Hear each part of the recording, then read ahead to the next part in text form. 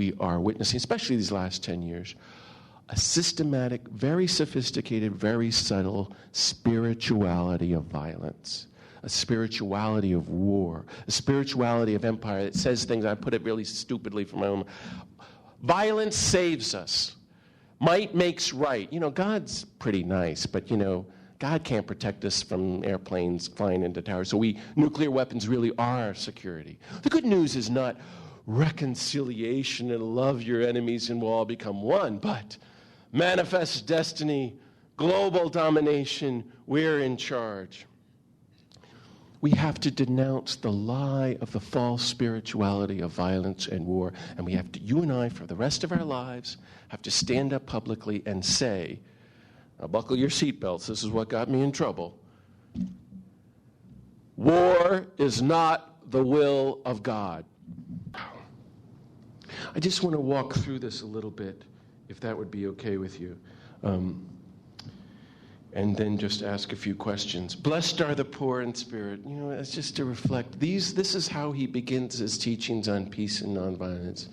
Not the rich, not the powerful, not those in control, but those poor in spirit. And I think it means everything we think it means. This is the economics of God's reign.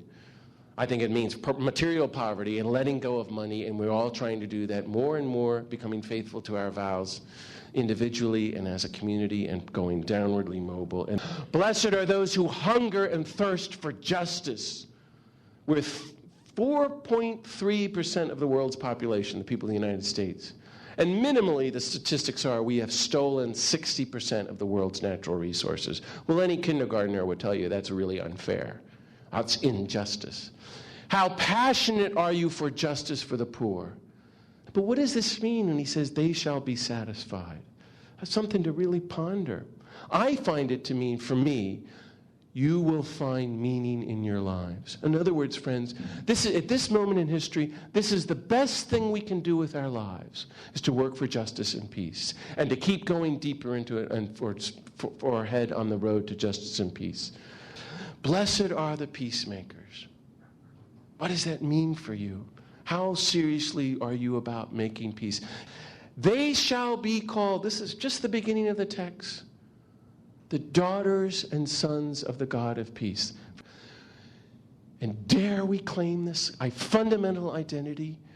Each one of you, according to this beginning of text, is the actual daughter of the infinite God of peace. What I want to ask you to do is to define it today and to talk about it, that we have to become Dorothy Day and Dr. King and Mahatma Gandhi. And how do you define that word and use it? For me, I think of it as I heard in the prayer, beginning with a vision of the heart that looks out at the whole human race and sees every human being on the planet as your very sister and brother, that we're all one, already reconciled, already united, all life is sacred. If you can enter into that spiritual vision of reality, you put on the glasses of peace, you see we're all one with everybody else. And then, if you really want to go, we're all one with the creation and God. So for me, I define it then as active love that seeks the truth of this vision of our common unity, that's going to persistently reconcile with every human being on the planet for the rest of our lives. And on this journey, we're allowing the God of peace to disarm our hearts of the violence within us, and together we're becoming people and communities within communities of disarming love in the world. So we are people of unconditional, all-inclusive, all-encompassing, non-retaliatory, sacrificial, universal act of creative love for the whole human race and the whole planet. We're going to go deep into nonviolence within ourselves, and that's what you've all been doing and talking about. You're going to be nonviolent to yourself. You're not going to cooperate with your own violence. You're going to look deeply at it and just keep going deep into nonviolence. You're going to be meticulously nonviolent to everybody around you. But what I want to propose, what you have been proposing to the rest of us in the church and to the Jesuits and everybody in the world, is the possibility that even Christianity is about nonviolence. I know this is going to be hard to grasp into. I know I shouldn't say this. I have a lot of nerve. I go around the world and say this, and people say, well, he's crazy. So, I go around and say, Jesus was nonviolent, and people going, I don't know, you can think about how your friends and relatives and people you work with, what they say about this. And they say to me, gee, John, this stuff is pretty interesting. But sometimes you just got to kill somebody. Okay, if there's part of you that's still grappling with that, or you're thinking of your friends and your relatives or your church people, that there is such a thing as a just war theory, this is the moment to go to. I'm serious about this. I'm talking to you about your congregation.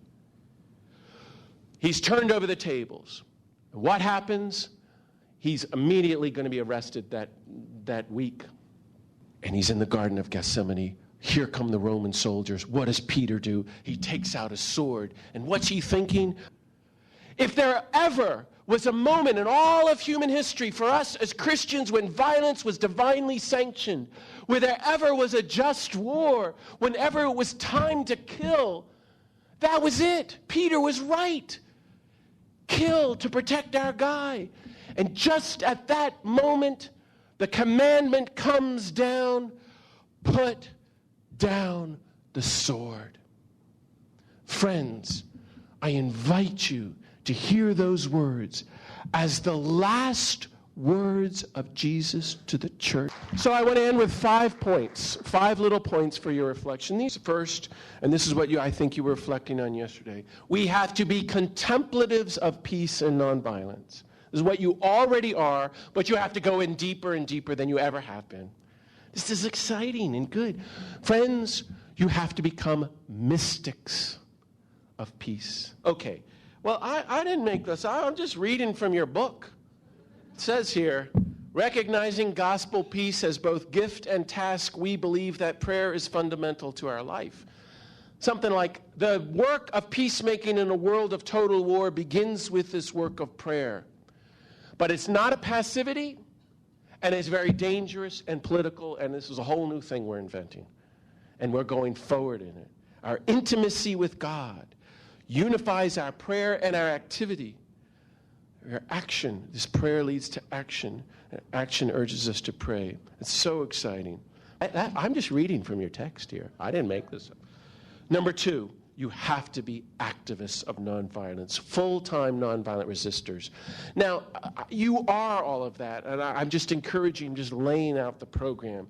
I was with Cesar Chavez. I got to know him before he died, and a couple months before he died, I spent an evening with him, actually here in New Jersey.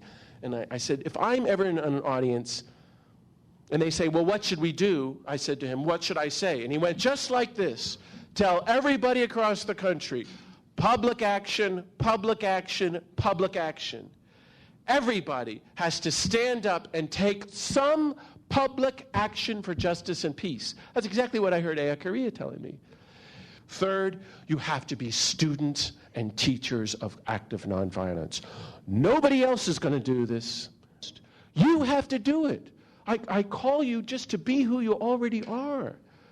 Teachers and students of peacemaking and gospel nonviolence. And I see that again in your constitutions too. Number 11. In accord with our tradition, we commit ourselves to promote peace in family life, in the church, and society, to respect the dignity of others, to confront oppressive situations, so forth. You're promoting peace, which means you're teachers of peace and nonviolence. Wow, I love this word, confront. You are dangerous people. I'm just reading your own word. Confront oppressive situations. Well, that's great. I'll see you in jail. Fourth, friends, you have to be visionaries of peace and gospel nonviolence. You have to be. Upholding a vision, saying, excuse me, but a new world is coming without war, poverty, nuclear weapons, or global warming. And everyone's going to say, well, you're crazy. And you're going to say, no. We are pursuing the vision of a new world of nonviolence. And you have to live up that vision.